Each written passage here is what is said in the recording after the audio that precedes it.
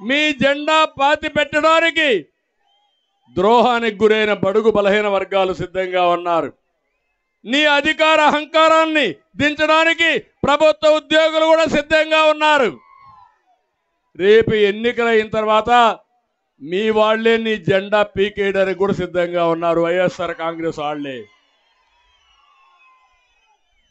Overall గా వైఎస్ఆర్ కాంగ్రెస్ పార్టీని భూస్థాపితం చేయాలా లేదా అని మిమ్మల్ని అడుగుతున్నా.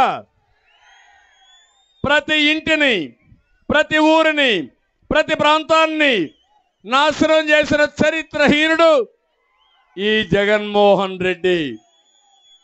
ఈ జగన్కు తెలిసింది రద్దులు, గుద్దులు, బొక్కుడు, నొక్కుడు, కూల్చివేతలు, దాడులు, కేసులు తప్ప ఏమీ తెలియదు.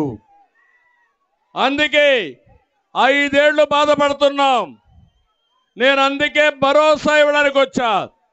మళ్ళీ మీ భవిష్యత్తు బంగారు భవిష్యత్తు చేసే బాధ్యత తెలుగుదేశం జనసేన తీసుకుంటామని చెప్పి నేను మీ అందరికీ విజ్ఞప్తి చేస్తున్నా.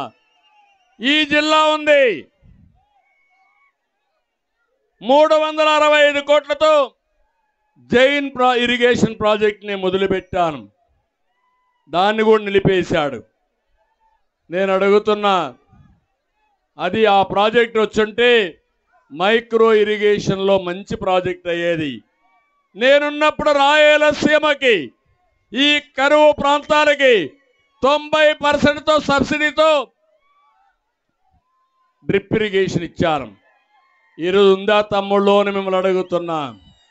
మళ్ళీ హామీ ఇస్తున్నా. ఇప్పుడే శ్యాంబాబు అడిగినట్టు మళ్ళీ 90%తో డ్రిప్ ఇరిగేషన్ ఇచ్చే, సబ్సిడీతో డ్రిప్ ఇరిగేషన్ ఇచ్చే బాధ్యత నాదని మా రాయలసీమ ప్రజలందరికీ తెలియజేస్తున్నా. నందికొట్కూరులో మెగా సీడ్ పార్క్ తీసుకొచ్చాం 650 కోట్లతో. అది కూడా పోయే పరిస్థితి వచ్చింది. కర్నూలులో మీరు ఒకసారి చూస్తే నేనే ఆ రోజు ఎయిర్పోర్ట్ ఉండాలి, కర్నూలు జిల్లా అభివృద్ధి కావాలని 90 కోట్ల రూపాయలతో 18 నెలల్లో ఎయిర్పోర్ట్ కూడా కట్టాం. ఇంకో పక్క ఓర్వకల్లో ఇండస్ట్రియల్ టౌన్షిప్ క్రియేట్ చేశాం.